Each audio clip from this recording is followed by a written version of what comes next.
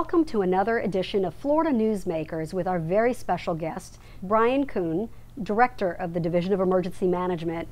Bryan, let's just get started. We've already had one named storm, Andrea. What do we have to look forward to? Well, the forecast is for an above average season, so we're prepared for a number of storms, both tropical storms and hurricanes, to hit the state. We don't want them to happen, but we're prepared for them. Well, the state of Florida tends to fall into this amnesia. We just forget how hard we actually get hit.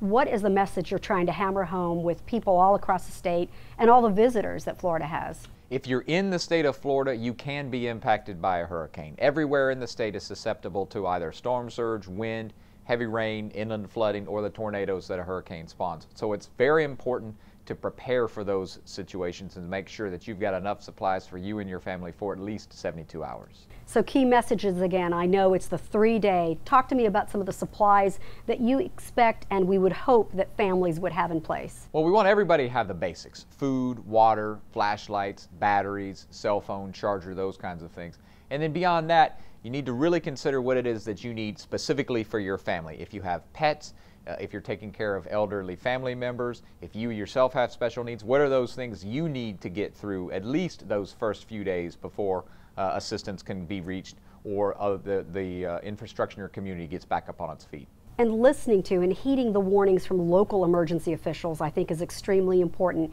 Could you tell us a little bit about that? That's right. Much of the decisions made during a hurricane will happen at the local level from the county or city emergency management agency, and your National Weather Service office that serves your area will have additional information as well. So listen to those folks. Turn on the radio, turn on the TV, and listen to what they're saying, and please take their advice. Where would people get information about hurricane routes, shelters? Is that information readily available? Absolutely. We have a great website. It's floridadisaster.org. All of that information and a whole lot more is there.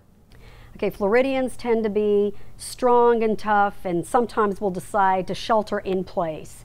Is there a time and a place for that? And what should they do during a storm? Yeah, absolutely. In many places in Florida, it is the right thing to do to shelter in place. If your structure is strong enough to withstand whatever winds you're going to have, that's a good idea. However, if you're going to be impacted potentially by storm surge, you need to evacuate inland, because you can't evacuate far enough. You can't stay in a place that's going to be flooded with storm surge during a storm. You need to get inland and get somewhere dry. Let's talk about storm surge. People tend to forget it's really not during the storm that you need to be as worried. I mean, obviously it's dangerous, high winds, but it's after the storm.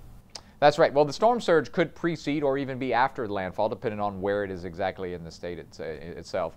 And so you need to be very cautious about that. And again, those local messengers are going to have exactly what that level is going to be in your area. But after a landfall, when we're cleaning up, that's oftentimes when we'll see a lot of deaths and injuries from a storm. As people clean up, there's perhaps a generator causing carbon monoxide poisoning in their home, or injuries from chainsaws, other things like that. So you need to be very careful as you clean up from a disaster. Let's talk about recovery. So after the storm, what does the state do?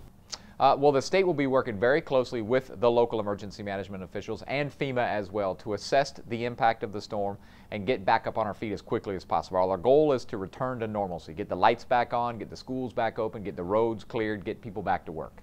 Points of distribution, are we still working within that concept? We are. Our goal, however, is to get the normal infrastructure back open as quickly as possible. Get the grocery stores back open, get the restaurants back open, and where those areas that's not possible, to put out points of distribution to serve food and water for those people who need it in this community. And finally, I know there's been some controversy about the sequestration and what the federal government is doing right now and how that may impact the National Guard that we depend on as a state during disasters. That's right. We're working very closely with the National Guard and having lots of conversation with the federal level to help them understand the potential impacts to the state and help reduce those impacts so that the National Guard can be at full strength to help Florida get back up on its feet after a hurricane. Thanks. And is there anything else that you'd like to add that would sort of hammer home the point of being prepared?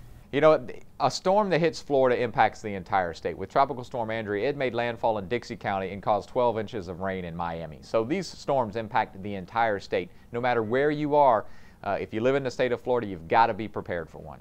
Thank you, Bryan. Thanks for joining us. And to you, our viewers, thank you so much for watching. We'll see you next week.